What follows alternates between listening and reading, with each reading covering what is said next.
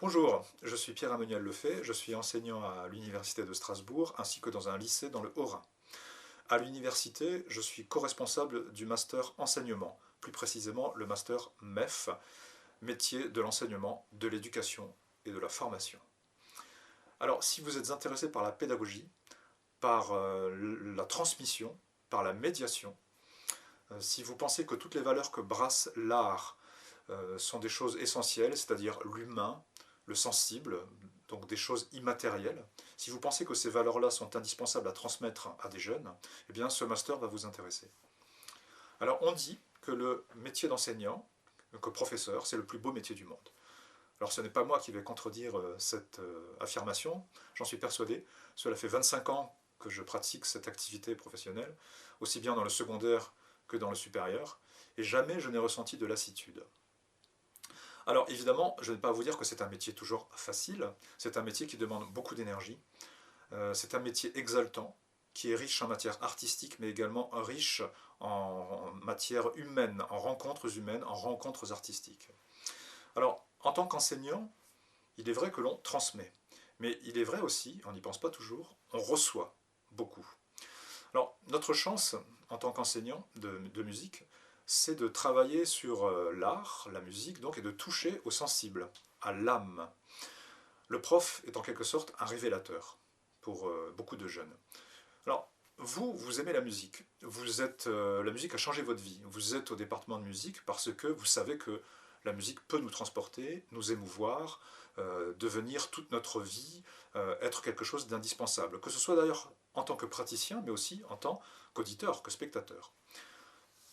Bref, vous connaissez le pouvoir de l'art, la puissance de l'art, comme j'aime à le dire souvent. Vous savez que ça peut remuer l'âme. Eh bien, tous les jeunes ne savent pas cela. Ils n'ont pas accès à cela. Et qui va leur permettre d'accéder à cela? L'école, le collège, le lycée, donc le prof. Nous sommes des passeurs, nous sommes des médiateurs, nous sommes des éducateurs également, car nous brassons de l'humain. Alors voici le titre exact du master qui est ici, Enseigner l'éducation musicale CAPES second degré. Effectivement, le master MEF prépare, dans un premier temps en tout cas, à enseigner dans le second degré, c'est-à-dire collège-lycée. Alors je vais vous montrer quelques situations de cours que l'on est amené à rencontrer en tant qu'enseignant en collège ou en lycée. Donc évidemment, une des activités de base, c'est de chanter, de faire chanter les élèves. Donc il faut déjà savoir bien chanter, bien sûr, avoir des notions en direction, en accompagnement aussi, piano ou guitare. On est aussi amené à enseigner parfois des instruments en fonction du matériel que l'on a ou que l'on fait acheter. Tout ça, c'est tiré d'une classe de collège. Donc il y a certains professeurs qui se spécialisent dans l'instrumental, d'autres dans le numérique, d'autres dans les percussions, comme vous voyez ici. Je vous disais aussi, c'est des rencontres, donc faire venir des musiciens qui peuvent être des amis, bien sûr, créer des projets avec des musiciens professionnels. Ensuite, au-delà de ça, c'était des situations de cours. Là, j'en viens maintenant à des choses qui vont plus loin que le cours. Donc là, là, par exemple, ça, c'est un concert dans un de mes lycées avec quelques collégiens également que je donne à Ribeauvillé tous les ans. En voilà un autre. Donc ça, c'était pour 2018. C'était un concert en commémoration pour le centenaire de la fin de la Première Guerre mondiale. Ici, donc, une patacoda, des percussions brésiliennes que l'on peut faire tout à fait pratiquer avec des élèves. Ici, ça, c'est un concours d'éloquence que j'ai organisé en troisième et en seconde à Ribeauvillé, puisque l'oral devient vraiment quelque chose de plus en plus important, aussi bien au brevet qu'au baccalauréat, puisque vous savez peut-être qu'à partir de l'an prochain, il y aura une épreuve qui s'appelle le grand oral au baccalauréat. Ensuite, alors là, ça, ce sont des spectacles que j'ai montés en collège. Donc ici, c'est le Sacre du Printemps que j'ai monté donc en chorégraphie, que j'ai fait danser à des élèves de la sixième à la troisième, ainsi que des élèves de classe Ulysse, c'est-à-dire des élèves qui ont un handicap mental. Voilà, donc j'ai monté ça en 2013 pour le centenaire du Sacre du Printemps.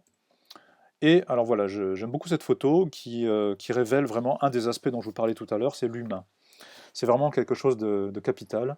Quand on est enseignant, on doit être un adulte responsable, avec une posture d'adulte. Donc il faut savoir se connaître soi-même. Et le master, ce sont vraiment 2 années où l'on apprend énormément à se connaître. Ce sont 2 années où l'on progresse énormément sur soi-même.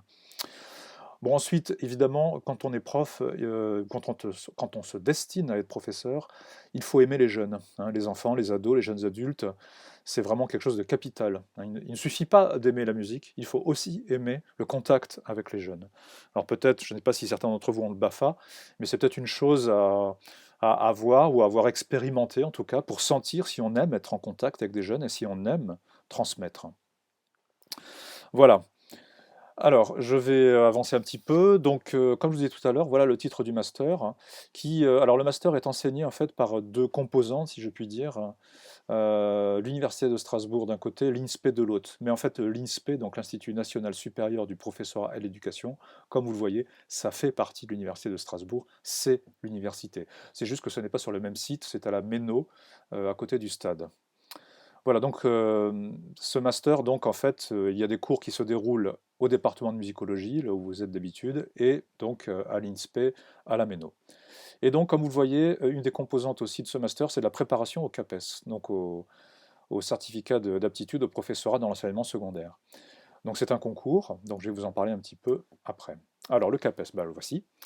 Donc le CAPES permet de devenir donc enseignant et donc fonctionnaire d'État. Alors ça peut paraître un petit peu pompeux comme ça, mais c'est-à-dire que quand on est enseignant, on doit avoir une posture d'adulte, on transmet aussi des valeurs. On ne transmet pas que sa discipline, on transmet aussi ses valeurs qui sont les valeurs de la République. Liberté, égalité, fraternité. Le Master MEF, donc, comme je vous disais, prépare au CAPES. Hein, je dirais que c'est vraiment sa mission principale, mais vous pouvez aussi passer le Master MEF, enfin préparer le Master MEF seul, sans passer le CAPES. Bon, c'est assez rare, mais c'est possible. Alors, pour obtenir le Master MEF, ou pour réussir le CAPES, il y a deux choses, même trois choses qui sont vraiment capitales. C'est d'abord, d'une part, la culture. Alors, je ne dis pas que tout cela, c'est ce qu'il faut que vous ayez à un niveau archi élevé, mais il faut quand même avoir les prémices de ça, il faut avoir déjà de bonnes bases dans tout cela. Alors déjà, évidemment, culture, musique savante, musique populaire. Je vous dirais que la proportion entre les deux, que ce soit à travers l'enseignement que l'on doit transmettre aux élèves, c'est-à-dire les programmes que nous avons, et aussi dans les sujets de CAPES, c'est trois quarts musique savante, un quart musique populaire. Ensuite, il faut avoir une culture artistique de manière générale, c'est-à-dire une culture sur l'histoire des arts. Donc il faut savoir connaître un petit peu les grands courants artistiques. Il faut aussi évidemment avoir une culture historique, quand même connaître les grandes dates de l'histoire de France et même, je dirais même, l'histoire du monde, hein, connaître les grands événements qui ont traversé le monde. Alors encore une fois, tout cela, ce sont des choses que l'on travaille pendant le master, hein. Et je dirais que bon, le plus important pour vous, c'est ça, évidemment. Mais donc je répète, hein, trois quarts musique savante, un quart musique populaire. Ensuite, le deuxième grand domaine, c'est évidemment la technique. Donc là, il faut avoir de bonnes bases, même des bases plus que solides en oreille, hein, donc solfège. C'est une matière de toute façon du master, il y a une épreuve de solfège au CAPES. L'autre chose, alors ça c'est vraiment, c'est le plus important du plus important, c'est il faut chanter, il faut avoir une voix, il faut aimer chanter, il ne faut pas, en tout cas il ne faut pas avoir peur de chanter, de chanter en public. Il faut savoir s'accompagner sur un instrument polyphonique, donc piano, guitare. Voilà, ça, ce sont vraiment des fondamentaux. Dans le master, on chante tout le temps, et dans le métier d'enseignant, dans le secondaire, on chante tout le temps également. Direction de chœur, c'est une chose que l'on développe aussi pendant le master, donc il y a des cours de direction de chœur. Peut-être certains d'entre vous l'ont déjà fait, mais il y a des cours de direction de chœur. Il faut avoir vraiment une base, hein. Je ne dis pas qu'il faut savoir diriger une symphonie de Bruckner, mais il faut avoir des bases de direction, savoir donner un départ, faire respirer un chœur, savoir diriger des entrées en imitation, etc. Tout cela, on l'apprend pendant le master. Il faut avoir aussi, si possible, quelques compétences dans le numérique, hein. Il ne faut pas être novice dans le numérique, il faut savoir se dépatouiller avec un ordinateur, avec un traitement de texte, des présentations, des PowerPoint, des choses comme ça. Et évidemment, la technique, c'est la pédagogie, mais ça, c'est une chose, évidemment, c'est le propre du master. On va vous apprendre à comment transmettre toutes ces compétences que vous avez. Et donc, après la culture, la technique, je pense que vous avez compris depuis le début que j'en parle, c'est la posture. C'est vraiment quelque chose de très important, mais comme je vous l'ai dit, c'est quelque chose qui s'acquiert avec le temps et que vous devez acquérir absolument pendant les 2 années de master, avoir une posture d'adulte. Alors, le master se fait en 2 ans. En M1, vous avez des cours à l'université, donc autant au département qu'à l'INSPE, et vous avez donc des stages en collège de 15 semaines. Ce sont des stages d'observation et de pratique accompagnés. C'est-à-dire, dans un premier temps, vous allez observer des cours, Et assez rapidement, vous allez intervenir auprès des élèves, toujours sur la conduite d'un tuteur. Donc le professeur sera toujours dans la salle avec vous et pourra toujours intervenir. Mais dès le M1, vous intervenez et vous enseignez à des élèves. En M2, le stage en collège s'amplifie, vous êtes à tiers-temps, vous êtes rémunéré, par contre, vous êtes seul devant vos classes. Vous avez un tuteur également, qui peut venir vous voir de temps en temps dans vos classes, mais ce sont vos classes à vous. Et il y a évidemment des cours à l'université, également au département, il y a l'INSPE, et c'est l'année où on passe le CAPES. Je précise qu'il y a une réforme du master et du CAPES, donc là je vous parle de ce qui vous attend, vous, quand vous débuterez l'année prochaine. Alors pour être enseignant dans le secondaire, il faut 3 choses. Il faut le master complet, il faut être reçu au CAPES et il faut être titularisé. La titularisation intervient au printemps de la 2e année de master, c'est-à-dire que vous êtes visité par l'inspecteur de l'académie, que vous verrez de toute façon dans l'année, qui participe à la formation. Et voilà, c'est lui, parce que c'est quand même l'inspecteur, il est donc missionné par le rectorat, et le rectorat, c'est l'employeur, hein. Le rectorat, c'est l'éducation nationale, c'est l'employeur, donc c'est lui qui décide s'il vous emploie ou non. Mais s'il vous emploie, il faut que vous ayez le master MEF et évidemment le CAPES. Alors rapidement, pour terminer, je vais vous parler un petit peu des épreuves du CAPES pour savoir ce qui vous attend. Donc les écrits ont lieu début avril, donc ça ne sera pas l'an prochain pour vous, ça sera enfin si, en fait l'année prochaine, il y aura quand même une session du CAPES, parce que nous sommes on est en plein en milieu du gué en fait. Donc l'année prochaine, il y aura un CAPES ancienne formule, donc vous pourrez le passer dès l'année prochaine si vous voulez. Et l'année suivante, ce sera le CAPES nouvelle formule. Alors, il y a une épreuve d'écriture, donc une épreuve d'harmonie en quelque sorte, c'est un texte à trous que vous devez compléter. Vous avez de l'analyse auditive, commentaires et transcription. Il y a une dictée aussi, une petite dictée, pareil, un texte à trous à compléter. Et ensuite, donc, commentaires d'écoute. Les transcriptions, c'est ce dont je viens de vous parler, c'est donc la dictée en fait. Culture musicale artistique, ça c'est un gros morceau, c'est une dissertation que vous devez réaliser à partir d'œuvres auditives et d'œuvres iconographiques. Voilà, c'est un gros morceau, mais là vous avez des cours, vous avez 2 heures et demie de cours par semaine pour préparer cette épreuve. Les oraux ont lieu en juin à Rouen. Il y a une épreuve disciplinaire et pédagogique qui est vraiment le gros du morceau, donc vous devez expliquer comment vous feriez cours sur un sujet donné. Et il y a une deuxième épreuve qui est un entretien avec le jury, qui est là pour juger notamment de votre posture d'adulte, en quelque sorte. Voilà, alors les conseils pour terminer que je peux vous donner. Au niveau culture, c'est d'écouter beaucoup de musique euh, et de lire de la musique, c'est-à-dire lire des partitions, et de lire sur la musique. Et de sortir de sa zone de confort. Ça, c'est extrêmement important. Si vous êtes dans une licence musicologie, que votre domaine c'est la musique savante, il va falloir vous pencher un petit peu sur les musiques populaires.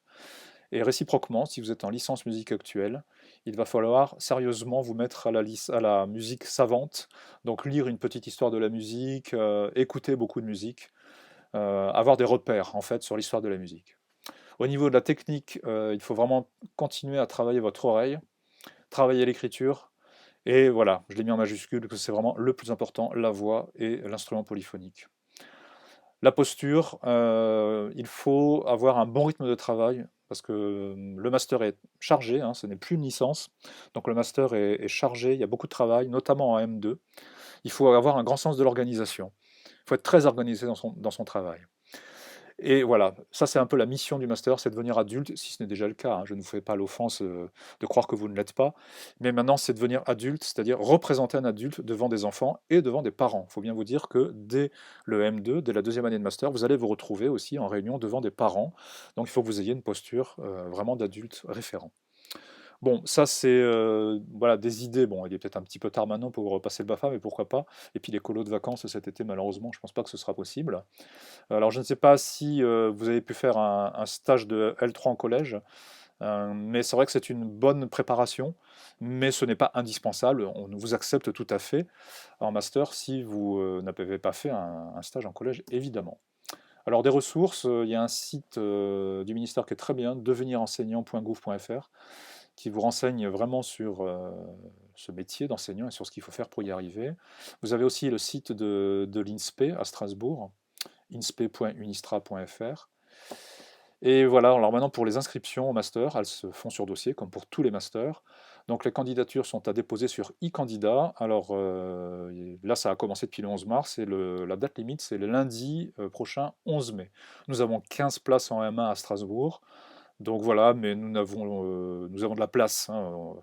Il y a pas ne vous sentez pas menacé, si je puis dire. Enfin, on a 15 places, c'est largement suffisant pour les candidatures que nous avons.